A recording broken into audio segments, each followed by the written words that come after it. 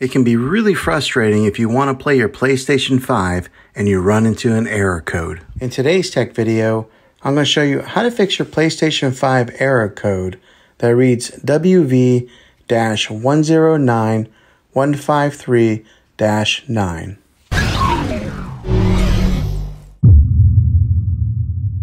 I'm going to show you a few different things to try to help you get your PlayStation 5 back up and running again. The first method is the easiest one to try, and that's to unplug the PlayStation from the wall outlet and wait 60 seconds. Now don't be impatient here, wait the whole 60 seconds, then plug it back in. If your PlayStation is working again, great. If not, let's go ahead and move on to the next method. Find your router or modem that is giving you Wi-Fi and unplug that for 60 seconds. Then plug it back in. You have to wait a few minutes for it to connect and get back online, but when it does, check your PlayStation then and see if it works. If it doesn't, let's go ahead and move on to this next method. We are going to do a reset of your PlayStation 5, which means that you'll have to log back in with all of your credentials afterwards, but it'll be an important troubleshooting method. Press and hold the power button on your console and wait until you hear 2 beeps, then release it. Next, connect your PlayStation 5 controller using the USB cable. Then press the PlayStation button that's in the middle of the controller. You will get a menu that'll pop up and you'll want to go to option number 6, which says Reset PS5. Hopefully, this fixed your problem. If this video was helpful, go ahead and click a thumbs up on it. Go ahead and subscribe to my channel. I make tech videos all the time, and I would love to have you back in the next one. Take care.